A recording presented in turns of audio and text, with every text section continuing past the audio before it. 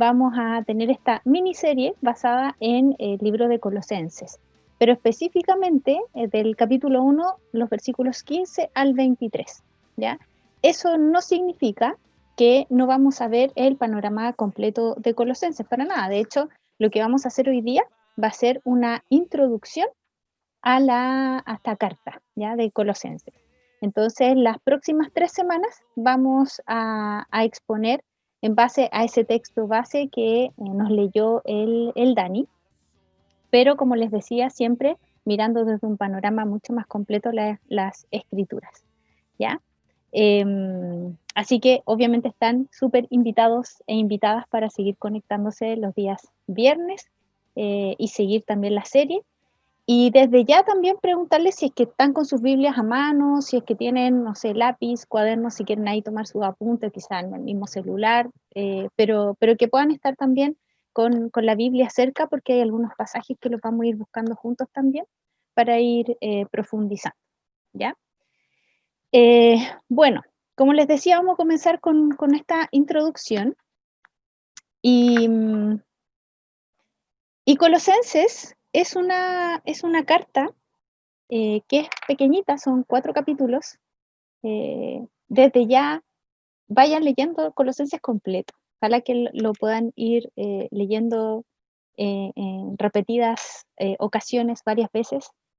Y esta carta presenta toda la supremacía, como dice ahí muy bien en la diapositiva, toda la supremacía, toda la suficiencia, singularidad, la plenitud de la persona y obra de Jesucristo como el Salvador Dios hombre, el creador y sustentador del universo y la solución total para las necesidades temporales y eternas de la humanidad. O sea, es una carta, y como lo dice también el título de la serie, la supremacía de Cristo. Qué hermosa forma el Señor nos ha regalado de comenzar el 2021, ¿cierto?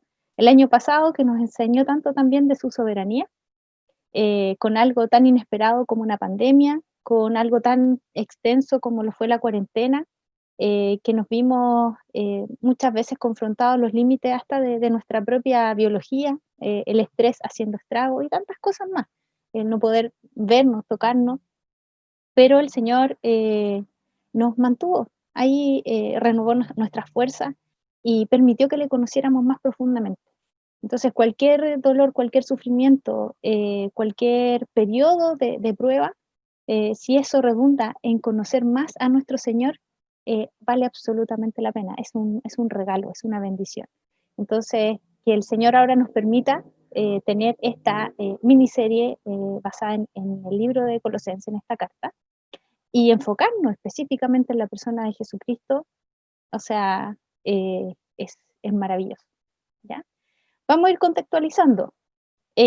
Colosenses está ubicado en el Nuevo Testamento, ¿ya? Entre Filipenses y Primera de Tesalonicenses. ¿Ya? Típico que de repente uno dice, vamos a Colosenses y uno empieza y no sabe, de repente alguno vamos al índice, ¿cierto? ¿A dónde estará? Ya, saben, entre Filipenses y Primera de Tesalonicenses.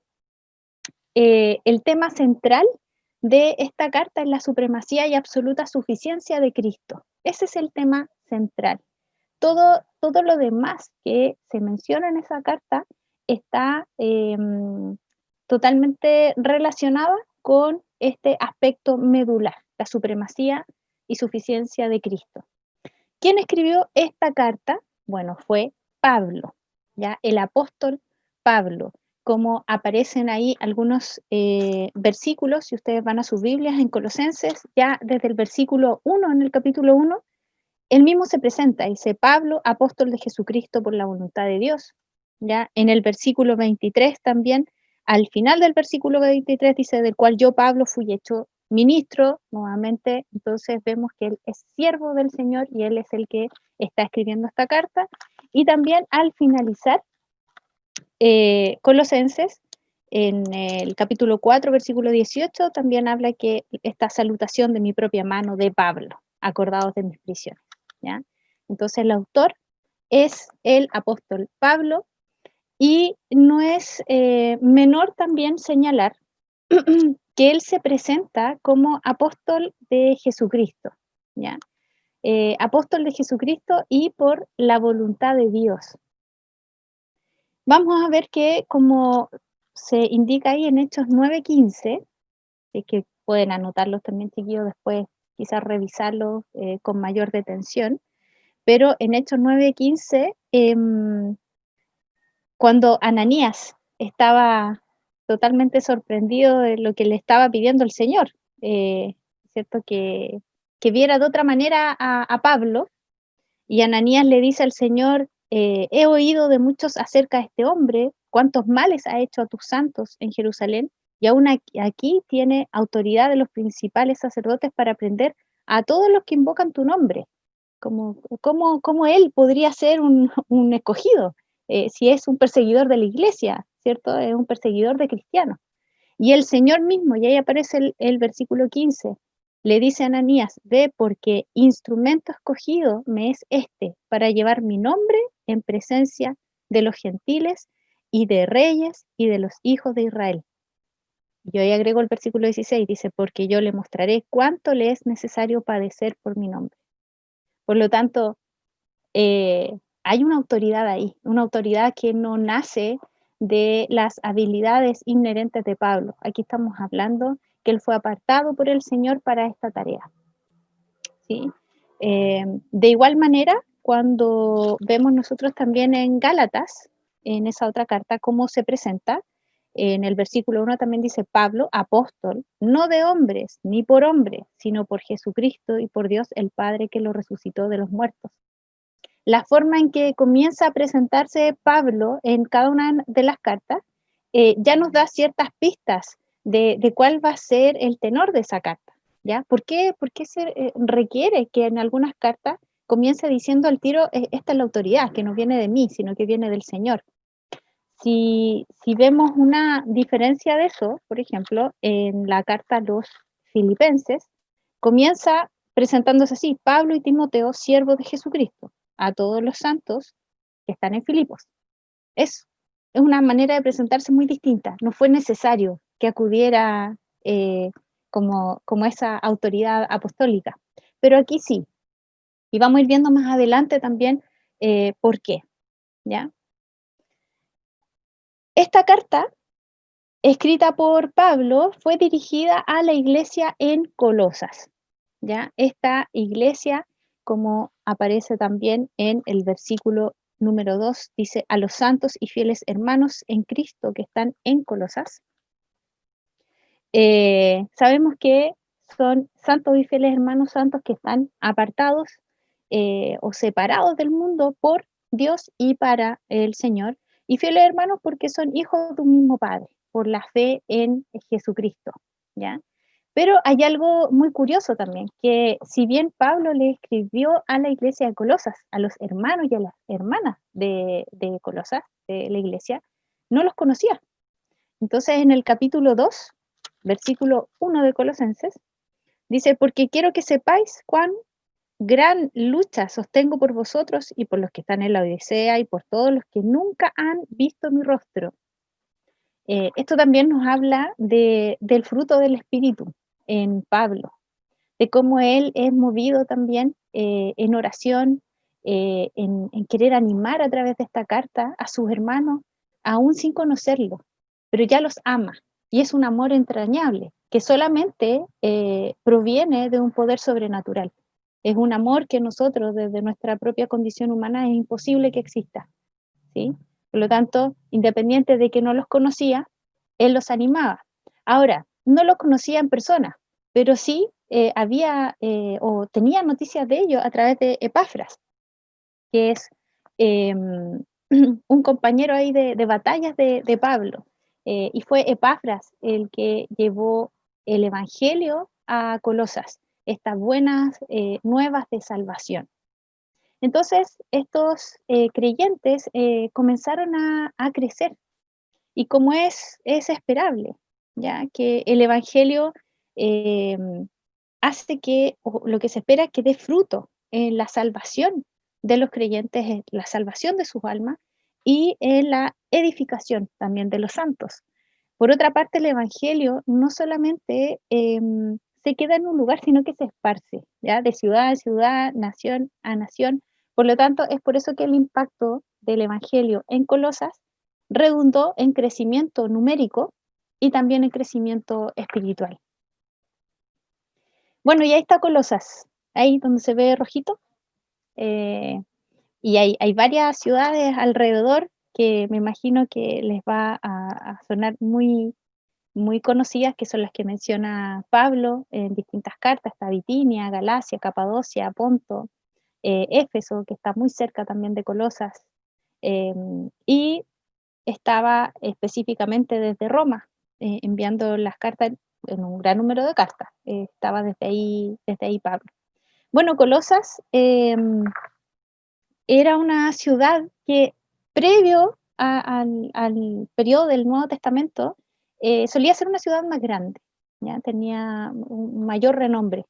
Pero a estas alturas, cuando fue escrita esta carta, era una ciudad muy pequeñita, ¿ya?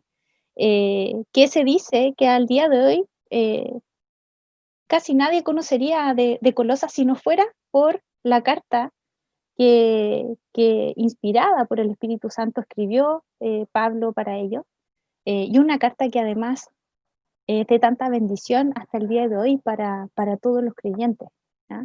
Para todos nosotros. Así que de un lugar así de pequeñito, así de insignificante, eh, resulta que el Señor, en su preciosa voluntad, decidió presentar la más maravillosa exposición de la absoluta deidad de nuestro Señor Jesucristo. Así lo hace el Señor. Esto es en referencia a Colosenses 1, de los versículos 15 al 23. Todo la lectura que hizo Dani al principio eh, representa esta exposición de la deidad de nuestro Señor Jesús, y de una manera entonces también maravillosa, como lo podemos ver también en el Evangelio de Juan, en el capítulo 1, y en Hebreos también, capítulo 1. Ya se hacen esas referencias o esos paralelos. Por ejemplo, en el libro de Hebreos, capítulo 1, dice: el cual, siendo el resplandor de su gloria y la imagen misma de su sustancia, y quien sustenta todas las cosas con la palabra de su poder, habiendo efectuado la purificación de nuestro pecado por medio de sí mismo, se sentó a la diestra de la majestad en las alturas, ya refiriéndose a nuestro Señor Jesucristo. Y cuando vamos a Juan, en el Evangelio de Juan, capítulo 1, versículo 1 y 2, dice: en el principio era el verbo, y el verbo era con Dios, y el verbo era Dios. Este era en el principio con Dios. En el Evangelio de Juan, ahí el propósito es presentar a Jesús como Dios, es decir, Jesús es Dios. Otra característica de Colosenses es que es una epístola, ¿ya? Epístola paulina, o una carta escrita por Pablo de Tarso, y se estima que se escribió aproximadamente en el año 60 después de Cristo. Como ya les había mencionado, consta de 4 capítulos, y demuestra mucho ahí el estilo característico de Pablo también, porque en el capítulo 1 y 2 hace una exposición doctrinal, entrega bases teológicas, y en los siguientes 2 capítulos, capítulos 3 y 4, lo lleva a la práctica. Entonces, ¿cuáles deberían ser los deberes del creyente en función de estas verdades previas, explícitas? ¿Sí? ¿Y desde dónde escribe Pablo? Bueno, desde su prisión en Roma. Entonces, ahí vemos cómo el Señor usa a Pablo, independiente de estar encarcelado, lo usa para animar a sus hermanos de distintas regiones y en distintos niveles también como de crecimiento. Ya hay algunos hermanos, hermanas más nuevitos en el Evangelio, y hay otros que entonces los sigue animando. Entonces, ahí está la evidencia en el mismo libro de Colosenses, cuando Pablo dice que aunque estoy ausente en cuerpo, no obstante en espíritu estoy con vosotros, gozándome, mirando vuestro buen orden y la firmeza de vuestra fe en Cristo. Es de gozo para Pablo, en este caso, saber de la iglesia en Colosas. No es como cuando escribió la carta a los Gálatas, ¿ya? Mm, ahí no, ahí tenía que confrontar, tenía que corregir, ¿ya? En cambio acá está muy gozoso del crecimiento que han tenido y obviamente por lo mismo necesitaba también hacer algunas advertencias que les voy a mencionar más adelante. Y cuando va finalizando, también les pide a sus hermanos en Colosas que se acuerden de él, ¿ya? Que recuerden que él está escribiendo, que está encarcelado, que puedan también interceder por él, eh, que se acuerden en oración por él. Bueno, acá hay una estructura de Colosenses, ¿ya? De estos dos apartados, el capítulo 1 y 2 refiriéndose a la doctrina de la preeminencia de Cristo, y el capítulo 3 y 4 es el deber del creyente para con el preeminente Cristo. O sea, que aquello que yo sé, que yo conozco del Señor, debería impactar mi vida de tal manera que yo vivo ahora de manera distinta a como yo vivía antes. Y yo hoy debo vivir de manera distinta a como viven las personas alrededor que no conocen del Señor o que no han sido impactadas su vida con el Evangelio. Tiene que haber una diferencia, tiene que haber un impacto. Y nosotros, en el marco de esta estructura, nos vamos a enfocar específicamente durante enero en las glorias de Cristo, Él como cabeza de la iglesia, la preeminencia entonces de Cristo. ¿Ya? Ahora bien, también es muy importante preguntarnos qué estaba pasando, por qué Pablo les escribió a los creyentes en Colosas.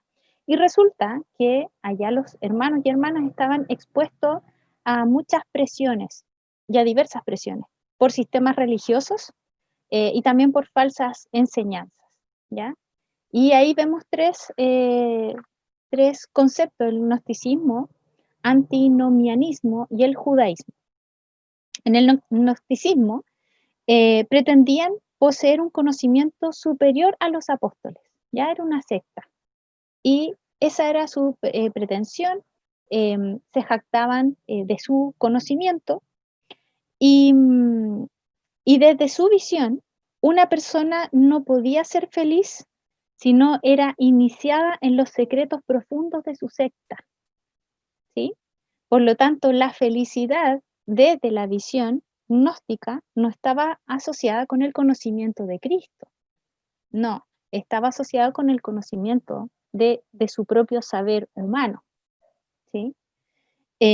Además, negaban la humanidad de Cristo. Y eso es algo tremendo. Nosotros sabemos que Jesús es verdadero hombre y es verdadero Dios. Si nosotros negamos la humanidad de Cristo, negamos entonces que haya podido ser representativo de nosotros, ¿cierto? De nosotros como seres humanos, eh, para poder hacernos a nosotros justos ante Dios, ¿sí? Entonces, esto era algo grave. Para hermanos, hermanas que estén recién en la fe, puede que todavía esto no lo tengan claro. Necesitan todavía conocer más de las Escrituras, conocer más del Señor. Por lo tanto, acá Pablo vio la necesidad de hacer un alto y llevarlos a los hermanos a entregarles fundamentos claros respecto a la verdad, ya a la verdad del Evangelio. Entonces, por esta parte, el gnosticismo dice, negaba la humanidad de Cristo, nosotros sabemos que eso nosotros no lo podemos negar. Por otra parte, dice que, o creían que Cristo tenía que ver con una influencia divina y que Jesús era hombre. Entonces hacía una separación, ¿sí? Cristo era como este espíritu y Jesús era lo material, ¿ya? Entonces, que Cristo se habría posado en Jesús hombre, pero antes de la crucifixión, Cristo sale, ¿ya? De Jesús. Entonces, era una cosa bastante extraña, eh, muy en contra, por supuesto, del Evangelio, y a eso es lo que estaban expuestos en la iglesia de Colosas. Otros, por su parte, también estaban practicando el ascetismo. ¿Y qué era eso? Era un sistema de tortura o de autocastigo para poder alcanzar un nivel espiritual superior.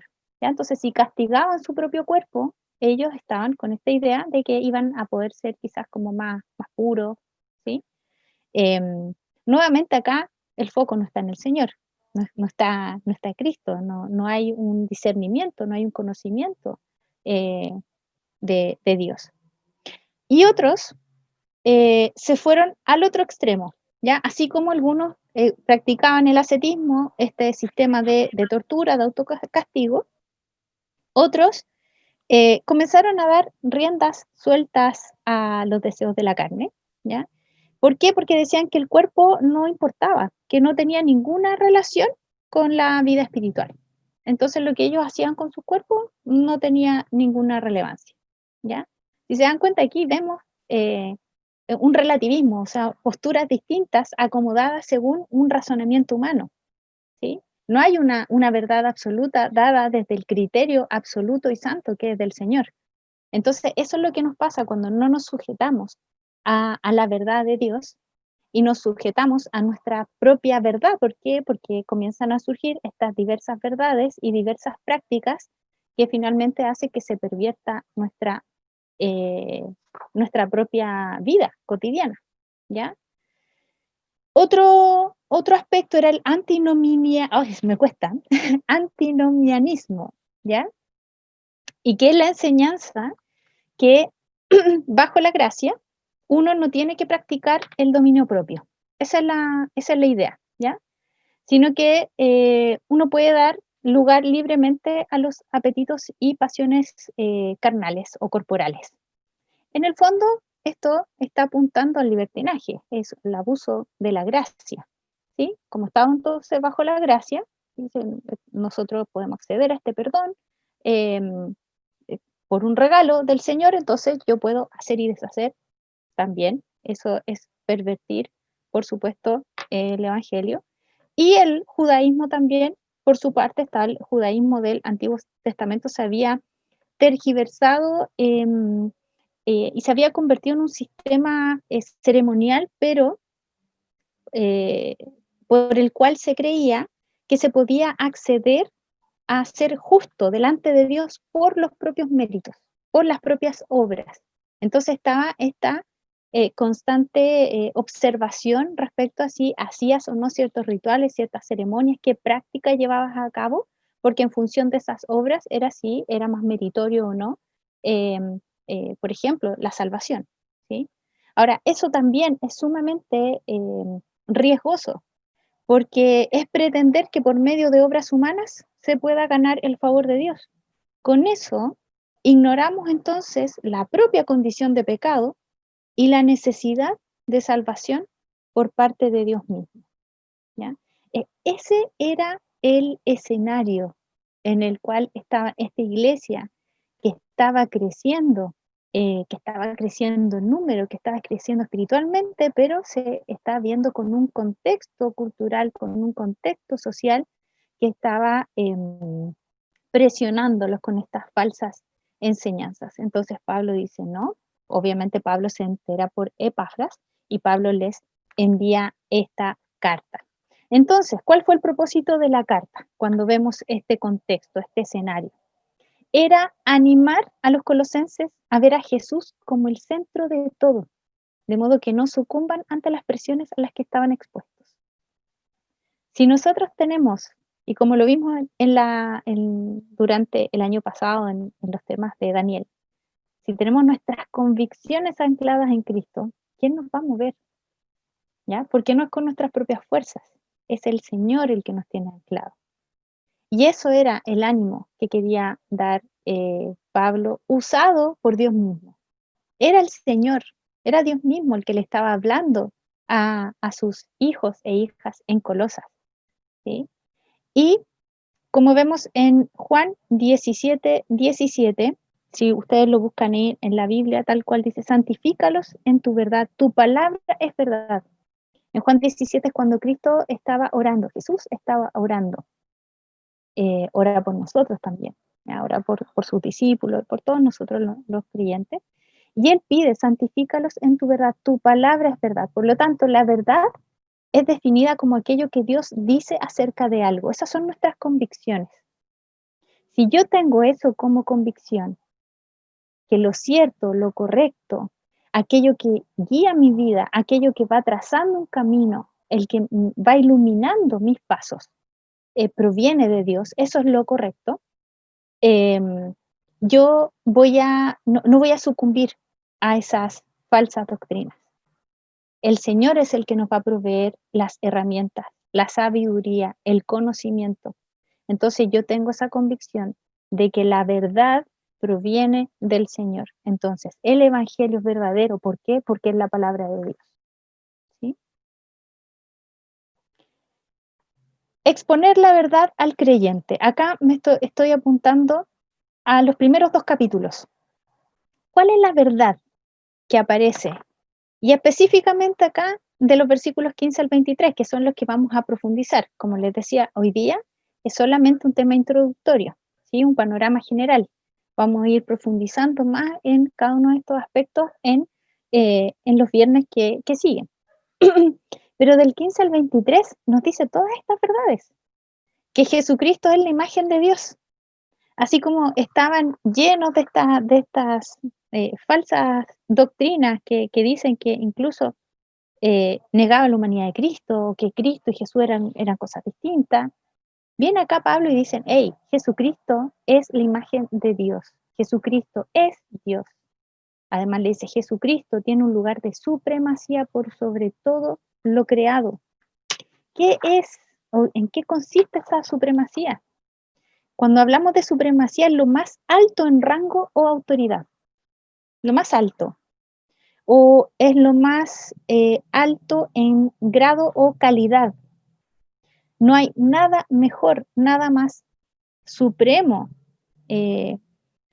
o lo supremo de algo es lo máximo, ¿ya? Por lo tanto, Jesús es lo máximo en poder, en gloria, en autoridad, en importancia.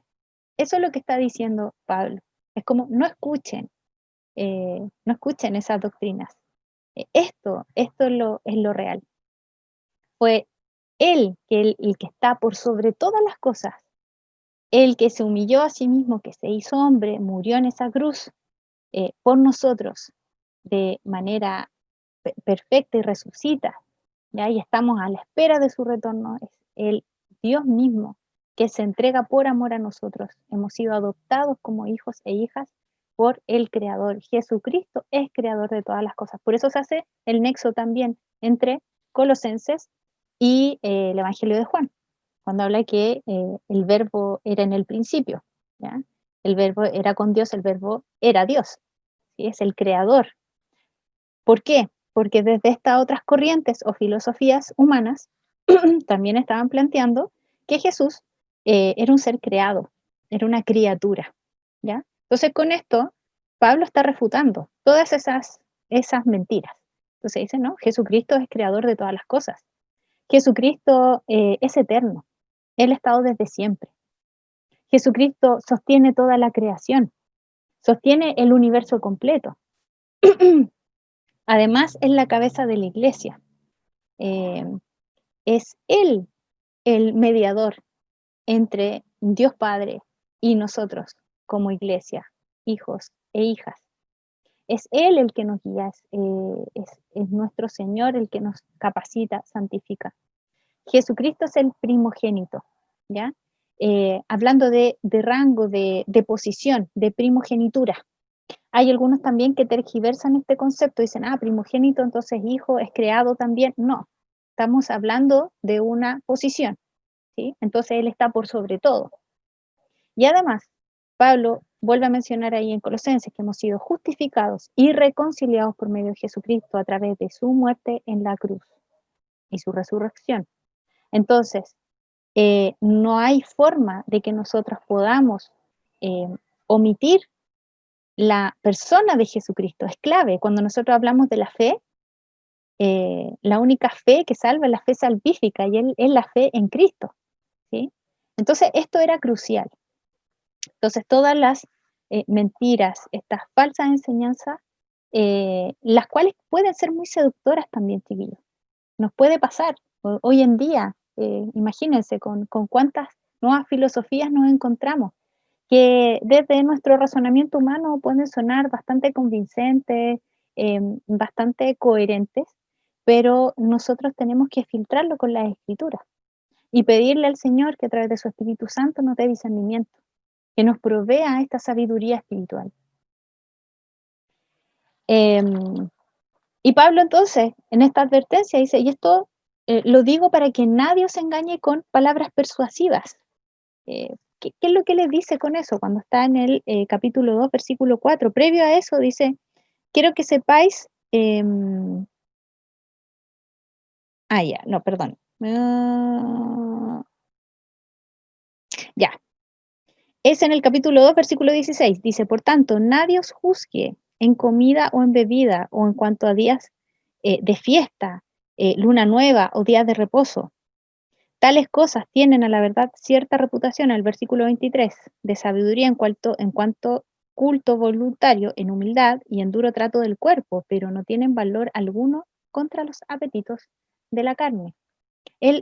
Pablo comenzó a dar ejemplos específicos. Sabía en qué estaban siendo tentados o en qué estaban siendo juzgados sus hermanos en Colosas. Entonces, le da toda esta enseñanza doctrinal cristocéntrica y les dice, todo esto te lo estoy diciendo para que no los engañen con estas palabras seductoras, persuasivas. ¿Ya?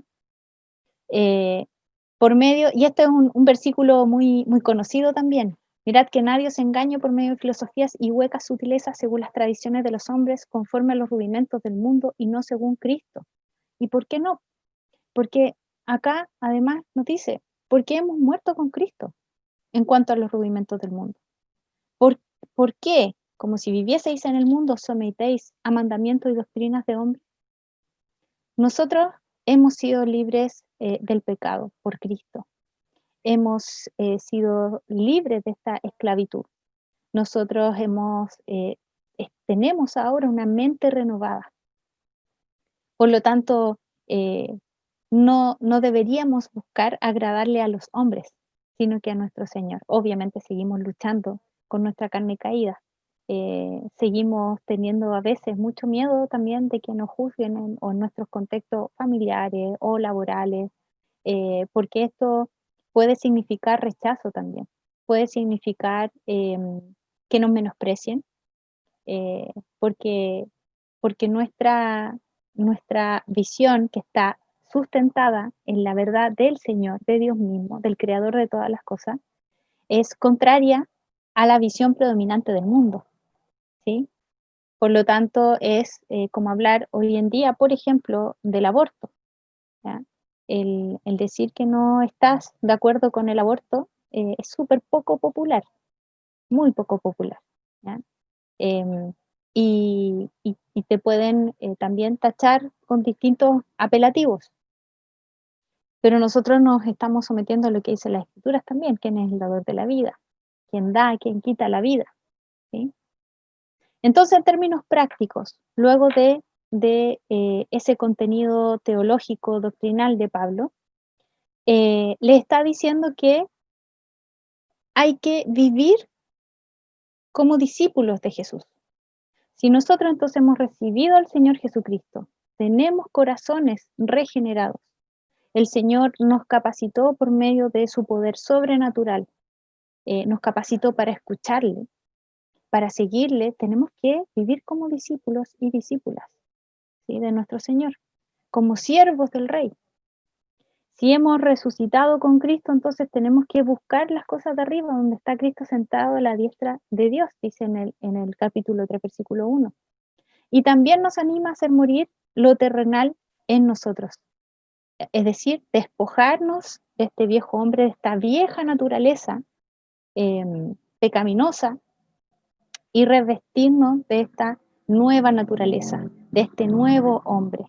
¿Ya? Seguimos luchando obviamente con nuestra carne caída, sí, pero el Señor ahora nos ha dado convicción de pecado y el Señor ahora ha abierto esta puerta para poder relacionarnos en intimidad con Él, orar, ir al Padre.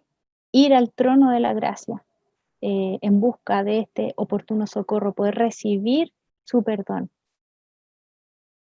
Y también les anima a los colosenses a vivir en amor.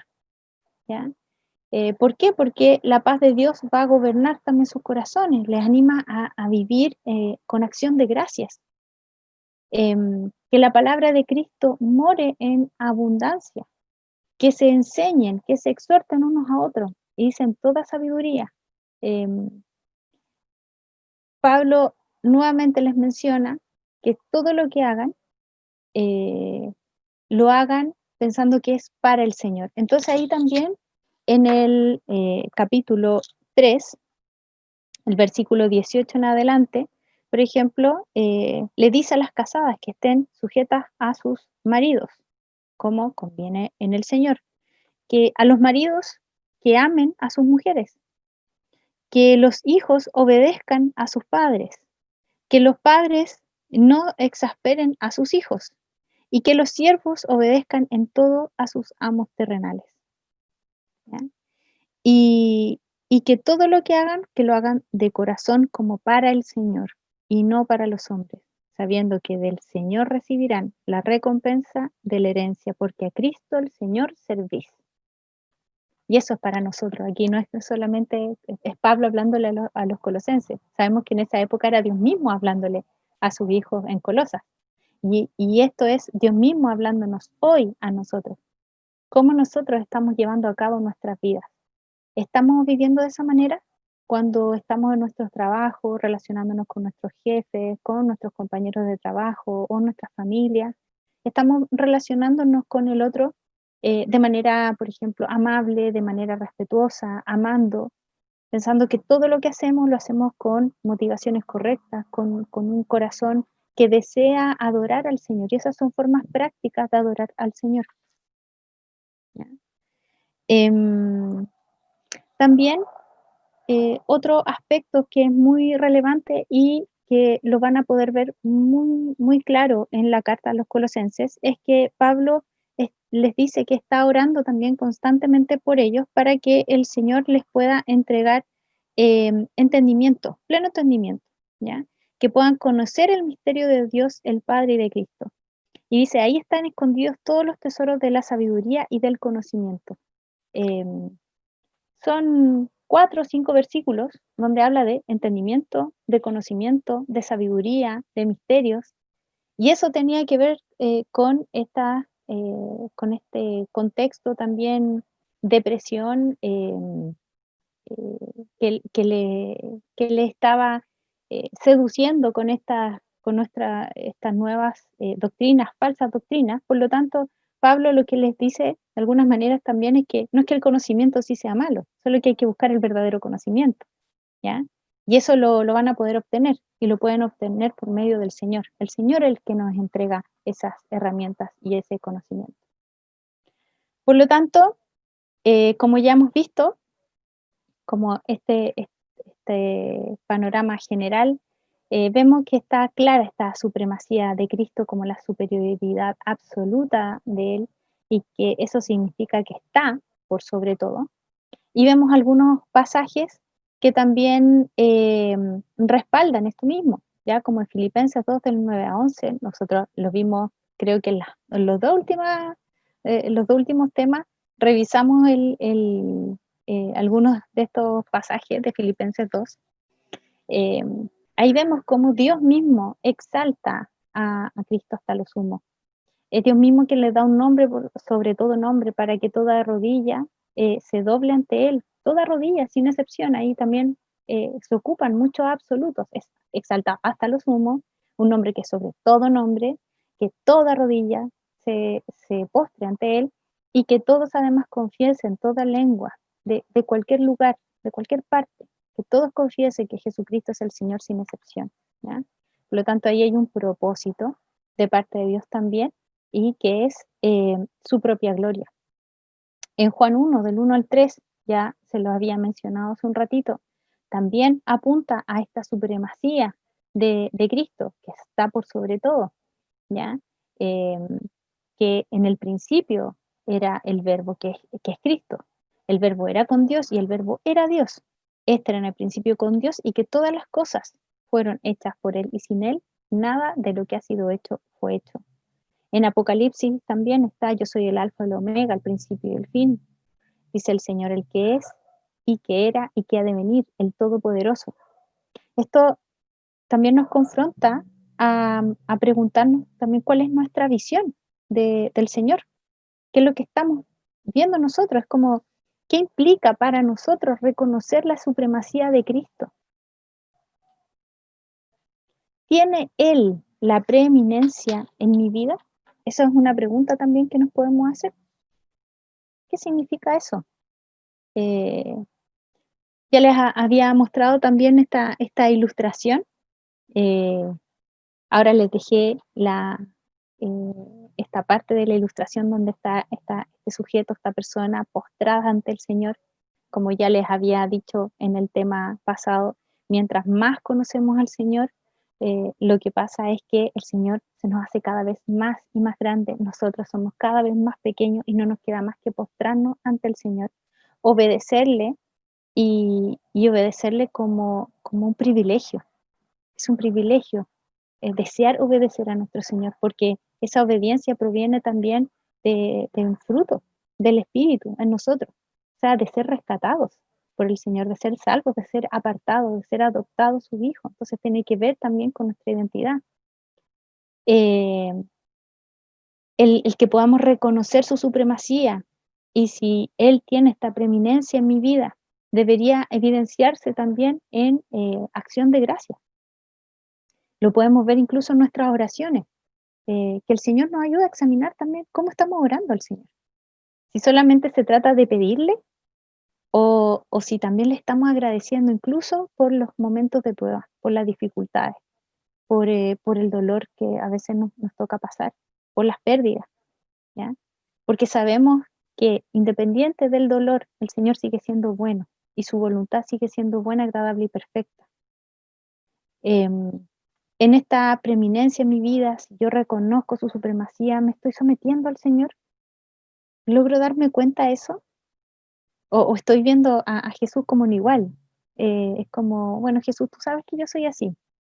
O me estoy relacionando con Jesús sabiendo que es el Rey de Reyes, que Él es el que sostiene el universo completo. Estoy poniendo en Él mi confianza. Mi confianza, por ejemplo, en este nuevo año, que fue una de las preguntas que hicimos al inicio. Es como, chuta, ¿cómo se vendrá el 2021? ¿Cierto? No sabemos con seguridad qué cosas nos va a tocar vivir. La única certeza que nosotros tenemos es que nuestro Señor es fiel y que su voluntad es perfecta. Por lo tanto, al conocer al Señor, el Señor mismo va entonces generando estas convicciones, anclando estas convicciones en nosotros y podemos vivir una vida de adoración, porque la obediencia, la acción de gracia, el sometimiento, todo eso tiene que ver con adoración. Adoración no es solamente que estemos cantando alabanzas, que eso es hermoso y también lo tenemos que hacer, pero nosotros adoramos al Señor con nuestra vida completa. Y también preguntarnos, y ya para ir finalizando, ¿estamos expuestos hoy en día a falsas enseñanzas? ¿Cómo debemos responder ante esto? O sea, eh, ¿qué creen ustedes? ¿Que sí o que no? Me pueden poner dedito para arriba, dedito para abajo, no lo sé. ¿A quién veo? A la Bea, muchas gracias. Veo a la Astrid y veo al S. No veo a nadie más. Si los demás están haciendo dedito, acá no. Sí, pues estamos expuestos. Además, que estamos ante un mundo globalizado con un desarrollo de la tecnología tremenda, por lo tanto estamos hiperconectados. Sabemos lo que está pasando en todas partes del mundo de manera inmediata, ¿ya? Entonces, eh, se están generando o distribuyendo también nuevas filosofías o diversas filosofías, diversas formas de vivir la vida o de ver el mundo que son súper contrarias al diseño original de nuestro Señor. Por lo tanto, ¿cómo deberíamos responder ante toda esa diversidad, ante las presiones que podamos tener incluso entre nuestros amigos, en nuestra familia, en nuestro contexto laboral? Porque van a ser presiones también para rechazar a Cristo, para negar que nosotros somos hijos, que somos cristianos. Nos va a dar miedo, nos va a dar temor, nos va a dar vergüenza. Tenemos que estar aferrados al Señor, tenemos que seguir viviendo como cuerpo, contándole a nuestros hermanos, nuestras hermanas cuando estemos pasando por estas aflicciones, pidiendo oración, pidiéndole al Señor que nos dé valentía. Y necesitamos ir a las escrituras, necesitamos nosotros tener herramientas concretas, argumentos para poder refutar. Eso no significa caer en debates y tratar yo de convencer al otro de que crea en el Señor, porque si no estamos cayendo también en un tremendo error. Nosotros sabemos que con nuestro argumento no vamos a convencer a nadie. Nosotros creemos hoy en lo que todo el mundo cree que es una locura, hoy nosotros creemos en esa locura por el poder sobrenatural de nuestro Señor. Entonces, esta carta nos enseña que ninguna parte de la existencia humana está fuera del alcance del gobierno amoroso y liberador de Jesús. Y para finalizar, recordar los dos primeros pasajes, vamos a seguir viendo los dos primeros versículos, ¿ya? Del texto base de esta serie, que dice: Él es la imagen del Dios invisible, el primogénito de toda creación, porque en Él fueron creadas todas las cosas, las que hay en los cielos y las que hay en la tierra, visibles e invisibles, sean tronos, sean dominios, sean principados, sean potestades. Todo fue creado por medio de Él y para Él. Él es nuestro Señor. A Él es al que seguimos. Son los pasos de nuestro Señor, de Jesús, al que nosotros estamos siguiendo. Así que les invito a orar, chiquillos. Amado Señor, te damos muchas gracias, Padre Santo, por otro día viernes que tú permitas que nos conectemos, Señor, a través de este espacio virtual con nuestros hermanos, con nuestras hermanas. Señor, te queremos agradecer porque tú eres el dador de vida. Te queremos agradecer porque el hecho de que hoy día nos hayamos podido levantar, Señor, es porque responde a tu voluntad. Que nos hayamos podido alimentar hoy día, vestir, responde a tu cuidado y a tu voluntad, Señor. Queremos reconocer todo, Señor, todo lo que pasa en nuestra vida, reconocer que tú estás en control, Señor, que tú eres bueno, que tú eres misericordioso, Señor. Ayúdanos a no dejar de admirarnos, Señor, de lo majestuoso que eres, Padre Santo. Y te quiero pedir, Señor, específicamente por este tiempo, por este mes de enero que vamos a estar profundizando en tu palabra, en esta carta en particular, Señor, que nos lleves a maravillarnos más de ti, a postrarnos ante ti, a vivir vidas que reflejen que tú eres el soberano Dios, que tú eres lo primero en nuestras vidas, Señor. Que podamos relacionarnos, Señor, de manera humilde, Padre Santo, ante ti. Que podamos acercarnos a tu palabra también con humildad.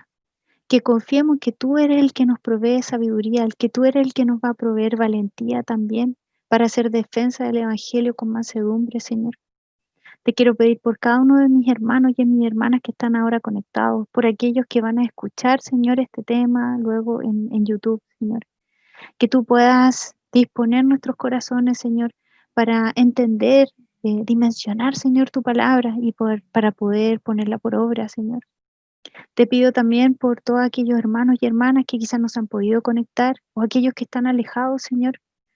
Padre Santo, llévanos, Señor, a actuar como cuerpo, a ir en búsqueda de ellos. Toca sus corazones, Señor, y el de nosotros, para que también nos podamos conmover, podamos llevar a cabo la tarea que tú nos encomendaste también, de estar preocupados unos a otros, Señor. Señor amado, ayúdanos a vivir una vida de adoración y a reconocer que tú eres Dios, que tú sostienes en tu mano el universo completo y que tú eres desde siempre, Padre Santo. Te damos muchas gracias por tu palabra, te damos muchas gracias por todo lo que tú eres, Señor. Y todo esto te lo pedimos en tu nombre, Jesús. Amén.